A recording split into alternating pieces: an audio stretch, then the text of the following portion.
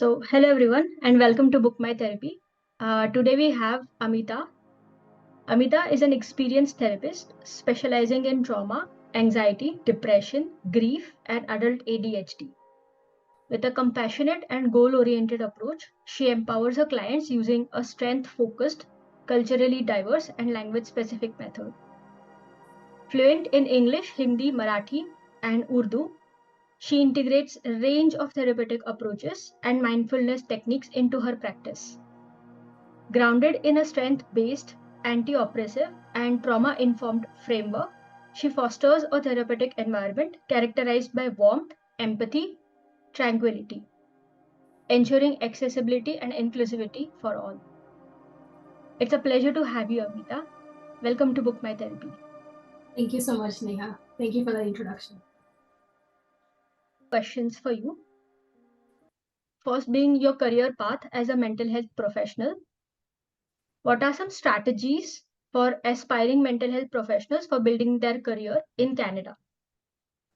That's a really good question. And knowing where the mental health field and sector and how demanding it is these days, it's very important for any aspiring mental health practitioner or professional to really outline what is it that they see themselves doing in the long term, right? Because that might be the way someone can obtain relevant education or training, and they might be on that path to get the licensing requirements or certification requirements.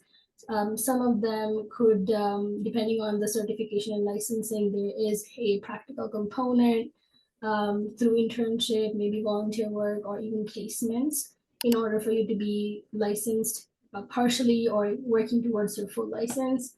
Um, so again, it depends on which pathway is somebody taking in terms of being a mental health professional. But I think one of the main important things that have helped me personally is networking with professionals.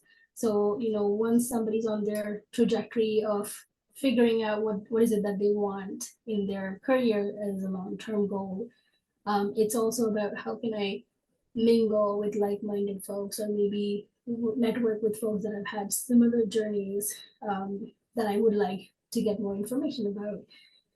Another important thing I'm really passionate about is continuing education. So it's not about you're studying or finishing your degree and then that's it. The learning continues for the life, right? Because there's always new things that are coming out. There's with therapy specifically, there's so many different modalities that are being introduced on on a whim, or the research also. There's constant innovation in terms of how things need to be happening, right? In terms of working with clients and supporting them with their therapeutic needs. So it's also important as a therapist to ensure that they're expanding on those skills, expanding on that knowledge base that they might have initially received when they were doing their education, even after they feel like they're well past their school days or college days. Um, and then some of the other things in terms of private practice, or working as a professional, maybe you're either working with a private practice or you have your own private practice. The referral network or building networks to get referrals are also very important. So in that way you're continuing that, there's going to be a steady flow of business, right? Looking at this, the business side of things. Also in terms of what strengths you bring. So maybe there are certain cultural components that you feel you can connect to well, and then that could be like a specific way of marketing your services or your niche, in terms of what supports you can offer. And I think last but not least, this is very important regardless of whatever professional designation you have, but being in the mental health field, seeking supervision or consultation or even your own therapy is very important, because at the end of the day, you are a human being. Whatever may happen in the session, you're always carrying those stories with you. So, you need a way to also process those things that are coming up for you. And I feel many people may feel like supervision is not important in the moment, or they may want to do it later once they sort of have some time on their hands or maybe they establish themselves.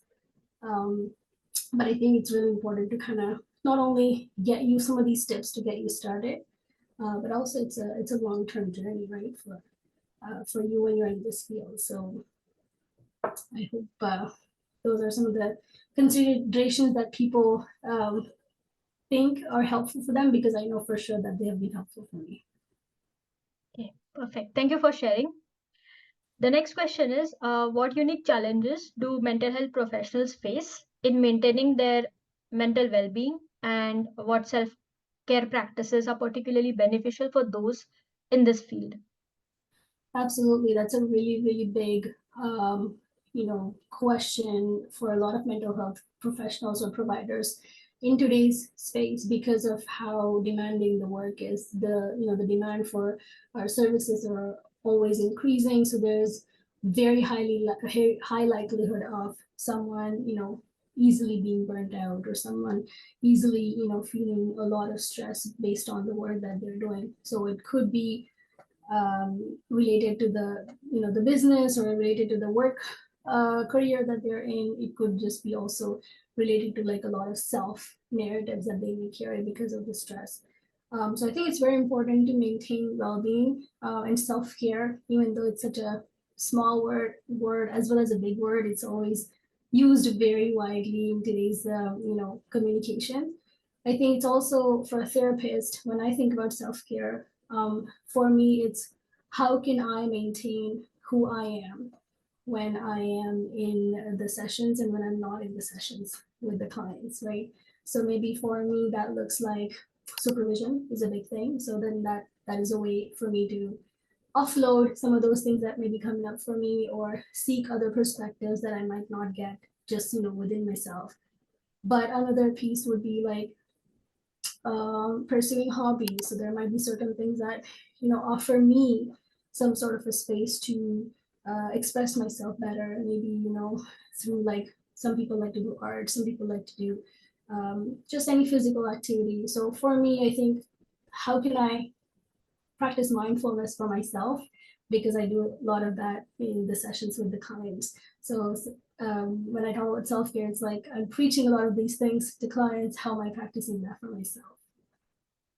Wonderful. I really like the way you explained it beautifully, like distinguishing yourself from your client's narrative and constantly keeping a check on it. Mhm. Wonderful. So the next is about support systems. So how can families or organizations better support the mental health of professionals, considering the demanding nature of their work and the potential for burnout? Yeah, again, I think a really good question and important point for a lot of us to consider in this sector or doing this work, is that there are certain demands that the systems that we work with will have, right? And there's also certain demands that we will have from ourselves in terms of how we and our ethics or our values. So one of the things that we talk about often in social work is the ethical dilemma, right? Of it's kind of like the Schrodinger's cat. Is it in? Is it not in? Is the box empty? Box not empty? And it feels like there's always something that is going to kind of evoke that ethical dilemma in you, right? So whether it is working with the systems that you have to be part of, or it's working with like the clients who are part of the systems, and then you are helping them navigate that. So I think it's very important to, again, through the self-care that you're practicing for yourself, it's also very important for the environment that you're in to be very supportive to what you're doing, or what the social worker or the mental health professional is doing, to be able to have the quality of care that they're providing to their clients, right? So sometimes that may even look like having open communication, maybe respecting the boundaries that someone may set, right? It could be, is there a way to like offer flexible load or flexible work arrangements when there is workload, the issues that are coming up within the team? Maybe there's some opportunities to offer training and resources that otherwise might be very expensive for an individual to get access to. But if it's going to help the whole team, you're actually building up skills for the whole team together, right? And I think at the end of the day, normalizing that the systems are also the way they're not personalizing, but rather normalizing and maybe working towards in facilitating how can we support each other. Because at the end of the day, if the clients are not supported, everything kind of fails, right?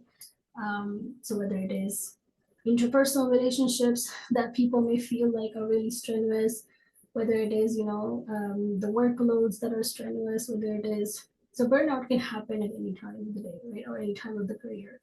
But it's also how can we realize and be aware of where is, again, at the end of the day, where are my values as a professional, as a social worker, or as a psychotherapist, right? And then how can I make sure that they're always matching, because that's whenever they don't match, that's going to be a bit more uncomfortable for me.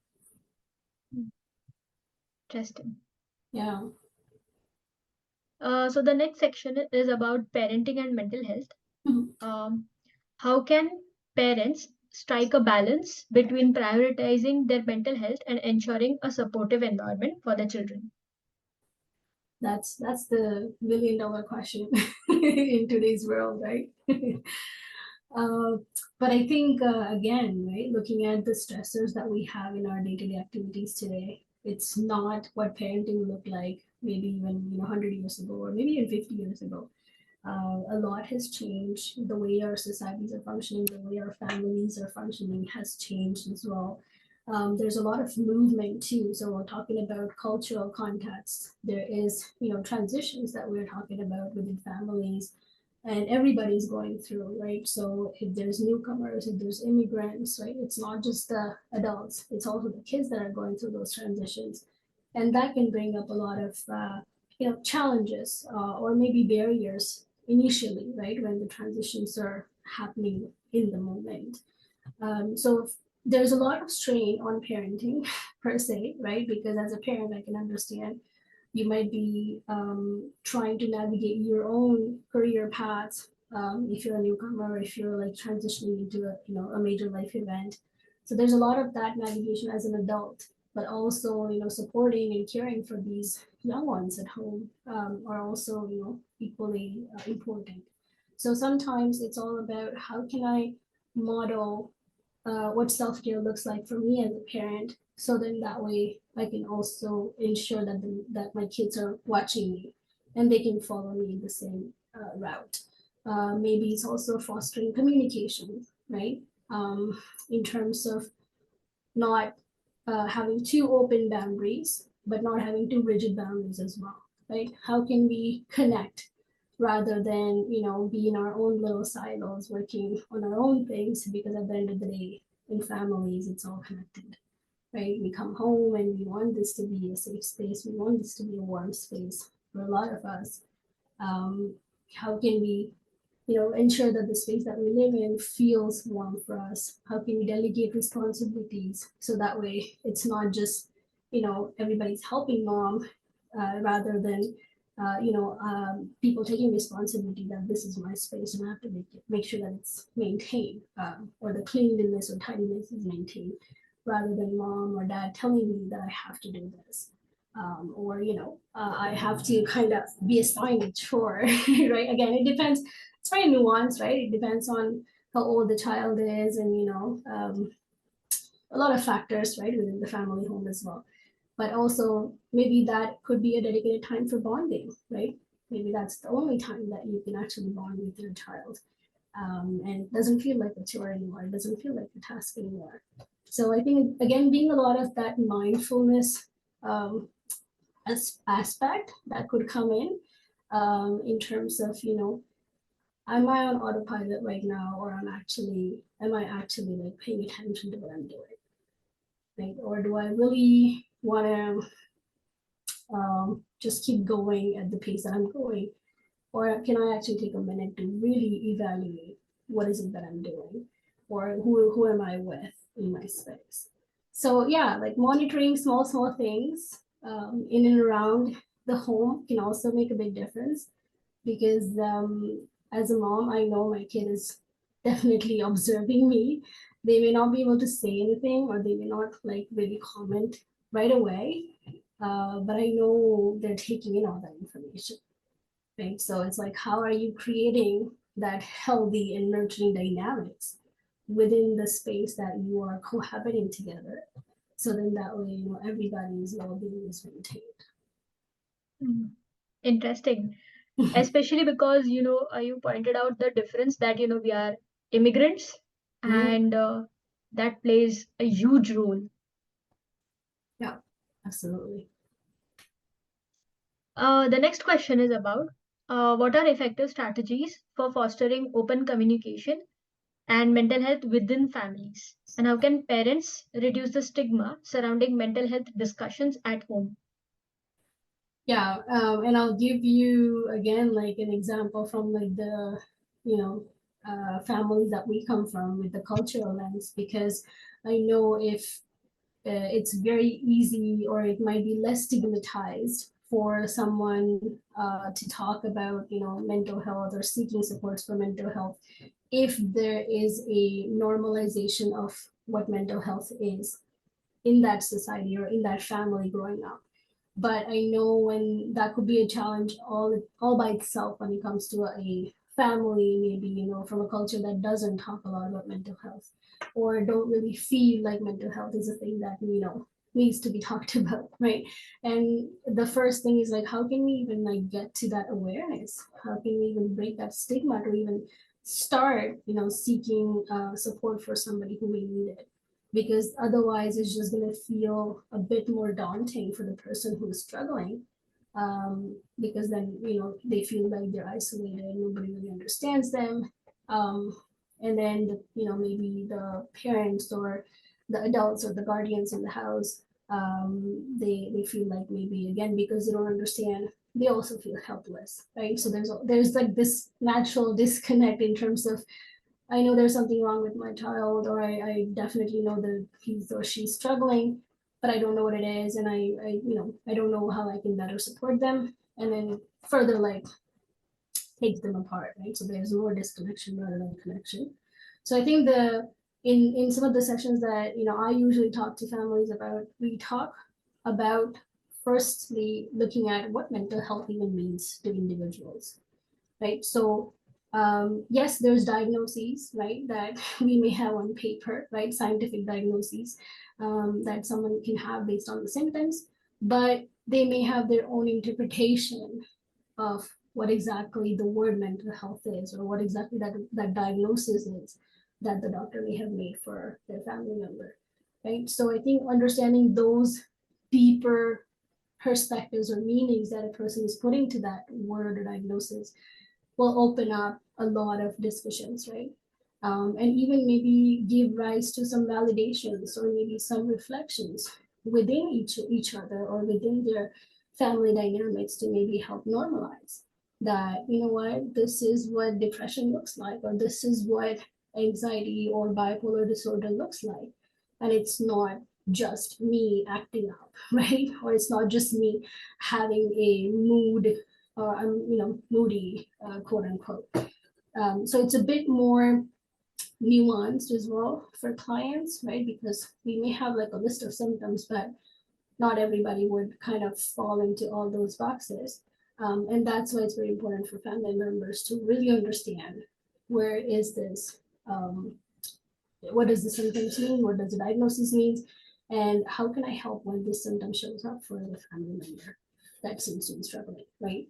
And I think that will help really challenge some of the stereotypes we have when it comes to, seeking support for mental health, or even like accessing therapy for that matter, whether it is peer support groups, whether it is group counseling, or even family counseling, couples counseling, multiple ways of seeking help could be open, like the venues could open up for that. Well said. So the next question is about intergenerational trauma. Mhm. Um, can you elaborate on what it is exactly? Absolutely. So intergenerational trauma is basically any traumatic event or any psychological effects that may have happened because of an event, because of an incident, and they have been transmitted throughout generations. So they could be within families, or that transmission could happen within communities. And some of the examples that could be, mostly are talked about when it comes to intergenerational trauma could be either historical. So, we talk about like colonization is a big example. There's slavery, there's cultural components, there's social trauma. So there's marginalization that could happen for a specific group of people. There is depending discrimination depending on maybe status, depending on the skin color, depending on um, languages, right? So there could be multiple events that may have happened historically, but because of how the oppression and because of how severe that was, and maybe genocides, maybe there were like a um, lot of suppression of communities, I would say, or maybe even families, right? And that led for that trauma to eventually be suppressed, but then passed along through the generations as the generations move ahead. And sometimes we also have family trauma. So maybe there are, individuals or groups of families who may experience domestic violence and maybe reoccurrence of domestic violence within generations. That probably something that, let's say, keeps happening with their families over generations and generations. Maybe there's substance abuse, maybe there's mental health challenges with the guardian or parent, maybe there's a neglect, right, and issues around that when it comes to parenting. And that could also sort of be something that can not only lead to mental health challenges and mental health conditions, but it could also be, manifest itself as trauma and can get passed along to the future generations. So, how does one recognize and address this intergenerational trauma? And what does one need to do to break the cycle for promoting healing within the families and communities? Mhm.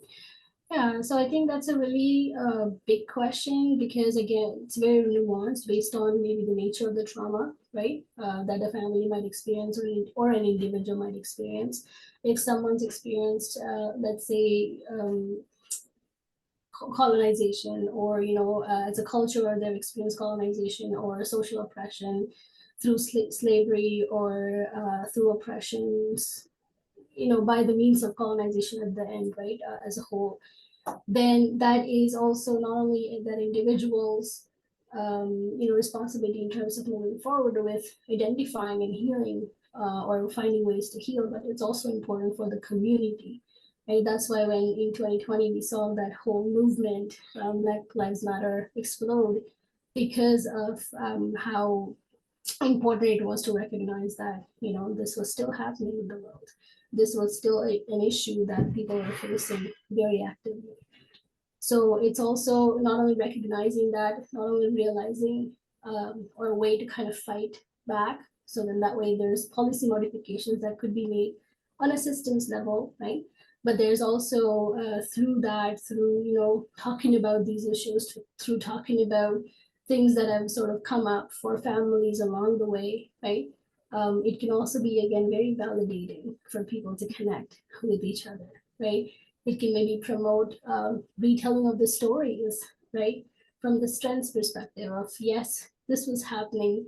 However, as a family or as a community, we were also able to stand strong because we achieved, XYZ, or we were able to fight whatever injustices that were happening to us based on, these XYZ events that were happening. So I think promoting a dialogue around what strengths that the families showed or the community showed, the resilience that is still valid in today's the people that are in there that are present today, the generations that are present today, and where is that going to take us in the future, right? Now that we've already looked at where past was, and it has brought us all along this way, and we're standing here looking at it today.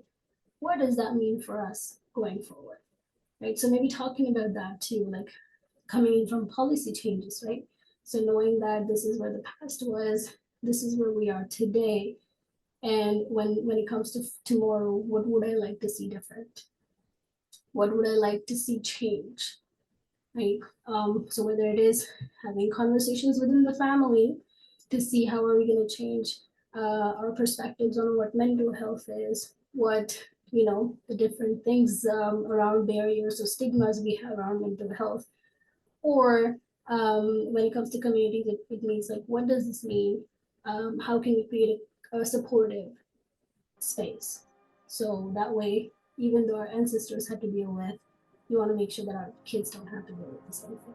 Yeah. So it's like, at the end of the day, I would say breaking the cycle would be how I look at people healing or moving forward from intergenerational traumatic events. So you're not letting that trauma control you anymore, or the events or the triggers of that historic sort of occurrence stay with you, but you're sort of breaking the cycle. Really appreciate it. Thank you for sharing. So it was really nice talking to you. We really touched on different topics when it comes to mental health. So thank you so much for taking the time and explaining these concepts in really simple language. Thank you so much. My pleasure. Thank you for having me. If you like this episode, please hit the like and subscribe button and let me know in the comment section if you have any feedback or review for us.